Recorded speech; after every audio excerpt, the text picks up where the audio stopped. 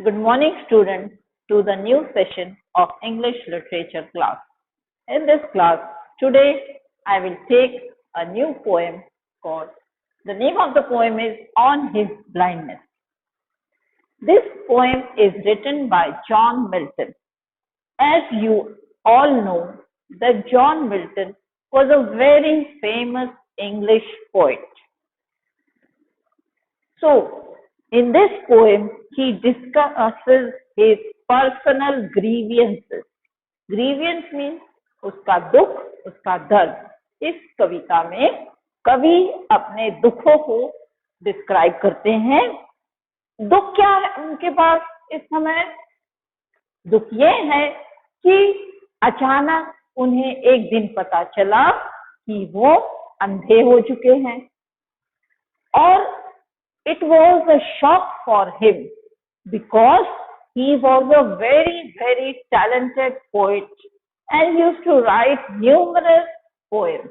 He wrote many poems, but suddenly at a very young age of 44 years, he became blind. This shocked him too much because now he thought that he came on this earth to serve God by his talent. But now, while he is blind, he can no more do active service of God. And that is why he was very sad. He thought that now I will not be able to use my talent of writing poets and I cannot serve God anymore. But this was not the end.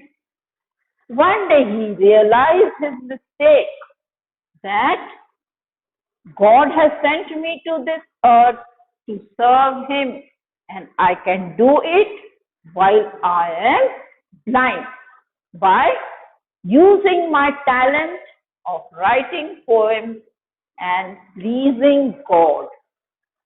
So again he was very happy that he was using his misfortune of blindness in serving God. But this poem has two things. One is the religious aspect and one is the actual poet nature that is given in this poem. So he starts serving God once again through his talent of writing poems. It is a sonnet, and John Milton used to write sonnets. Sonnet, as you know, I have already told you in the previous class that a sonnet contains 14 lines. So, a 14-line poem is always called the sonnet. Now we will go through the paragraph line by line and we'll see what he says in this poem. I will read the poem. This is the first line. When I consider how my life is spent, so he says कि जब मैं सोचता हूँ कि मेरा light जो है वो कैसे इस्तेमाल होगा. Sometimes before I was not blind, I used to write poems and half of my life was in light. मैं अपने जीवन के कुछ साल उजाले में व्यतीत किया, परंतु अभी भी मेरे पास आधी जिंदगी पड़ी है और उस आधी जिंदगी को मुझे अंधेरे में ही गुजारना है क्योंकि मैं अभी अंधा हो चुका हूँ. And half my days in this dark world and white. तो यही मैंने जो पहले आपको बताया कि आधी जिंदगी तो उसने उजाले में गुजारा जब वो अंधा नहीं था. अब आधी जिंदगी उसे अंधेरे में गुजारना है क्योंकि अब तो वो अंधा हो चुका है और इतनी बड़ी दुनिया है. वर्ल्ड वाइड मीन्स हमारा जो यूनिवर्स है बहुत बड़ा है और इस बड़े दुनिया में उसे अंधेरे में ही गुजारना है. यही सोच के कभी दुखी हो जाते हैं. And that one talent which is dead to hide. अब कवि कहते हैं, जॉन मिल्टन कहते हैं कि मेरे पास इतना टैलेंट है कविता लिखने में, पर जब मैं अंधा हो चुका हूँ, अब मैं इस टैलेंट को कैसे यूज करूंगा? मेरा टैलेंट तो अभी खत्म हो गया है, छुप गया है और मर भी गया है। अब मैं इस टैलेंट को किस तरह से यूज करूंगा अपने जीवन में? क्योंकि मेरा मकसद तो था भगवान की सेवा करना। I wanted to serve the Almighty. That's why he is very much sad. Lost with me useless. अब जो मेरा टैलेंट मेरे पास है, लॉस्ट का मीनिंग यहाँ पर है रुक जाना। सो मेरा टैलेंट जो मेरे पास है, ये सब रुक चुका है और ये एकदम बेकार हो चुका है मेरे लिए। अब मैं इस टैलेंट को किस तरह यूज करूंगा? क्योंकि मैं तो अंधा हो चुका हूँ। Though my soul moved bent to serve there with my make and present. मेरी आत्मा तो चाहती है कि भगवान की मैं खूब सेवा करूं। उन्होंने जो मुझे टैलेंट दिया है उसको मैं बहुत अच्छी तरह से इस्तेमाल करूं, और परंतु अब मैं ये करूं तो कैसे करूं? Because I have become blind. So he is very sad because he has become blind at a very young age. My true account returning my child. अब वो सोचते हैं जब मैं मरने के बाद वापस स्वर्ग जाऊंगा, तब मुझे तो भगवान के आगे जवाब देना पड़ेगा कि मैंने अपनी जिंदगी में किया क्या है। मेरे पास इतनी बुद्धि थी, इतनी टैलेंट था, कविता लिखने के टैलेंट था, मैंने तो उसको यूज ही नहीं किया, मैंने तो उसे इस्तेमाल नहीं किया। तो जब मैं लौटूंगा, भगवान के सामने खड़ा हो जाऊंगा, तो मैं भगवान को क्या जवाब दूंगा कि मैंने अपनी जिंदगी में कुछ किया ही नहीं जिसके लिए मुझे धरती पर भेजा गया था। ये सोच करके वो दुखी हो जाता है। पर ऐसी बात नहीं है। डॉट यह मीन डज। डज पुराने जमाने में डज को डॉट लिखा जाता था, तो इसलिए यहाँ पर भी डॉट लिखा गया है। Dot God exact day labour. तो वो सोचता है क्या भगवान हमारे सेवा के ही भरोसे हैं? भगवान हमारे, जो उन्होंने हमें इस धरती पर भेजा है, तो वो हमें कर्म करने के लिए अवश्य भेजा है, पर भगवान उसके बदले में कुछ भी नहीं चाहते हैं। He never thinks that we will give him some gift, we will present him something beautiful, and then only he will take us back to the heaven. भगवान हमें यहाँ पर कर्म करने के लिए भेजा है, पर उसके बदले में वे कुछ भी नहीं चाहते हैं हमसे केवल वो सर्विस चाहते हैं। आप धरती पर जाइए, धरती के लोगों की सेवा कीजिए, केवल इसीलिए भेजा गया है।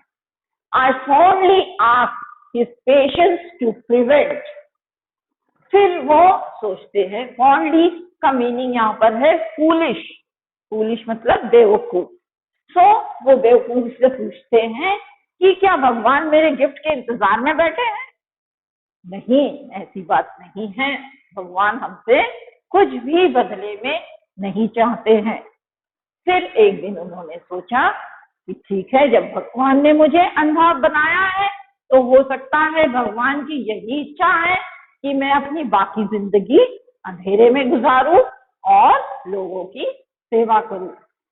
So he patiently undertook the misfortune as his fortune. उन्होंने इस मिसफॉर्चून को फॉर्चून में बदलने की इच्छा उत्पन्न हुआ उनके दिल में कि मैं इस मिसफॉर्चून को, इस अंधेपन को उपयोग करूंगा और मैं लोगों की सेवा करूंगा, भगवान की सेवा करूंगा, और यही मेरी एकमात्र अब ध्येय है जीवन। That murmur soon replies, God does not need either man's work or his own gift. यहाँ पर मर्मर का मतलब होता है धीमी धीमी आवाज में बात करना। तो अचानक उसके कानों में सुनाई पड़ा एक धीमी धीमी सी आवाज, जिसमें उसने सुना कि भगवान को कोई गिफ्ट की जरूरत नहीं है, मेरे लेबर की जरूरत नहीं है, वो और भगवान मुझसे कुछ भी बदले में नहीं मांगते हैं, वो तो केवल मुझे धरती पर भेजे हैं सेवा के लिए। ये चीजें उनके कानों में जिस दिन पड़ी, उस दिन से उन्होंने अपनी गलतियों को सुधारना शुरू किया, अपने मिस फॉर्चून को फॉर्चून में बदलना शुरू किया और भगवान की सेवा में वो लग गए। भगवान मीन्स ऑलमाइटी गॉड की सर्विस में वे लग गए। Where his mind yoke, they serve him best. So, जो भी ये सोच करके कि भगवान को किसी भी चीज की जरूरत नहीं है, हमें तो अपना कर्म करना है, वो इस धरती पर सबसे खुशकिस्मत इंसान है।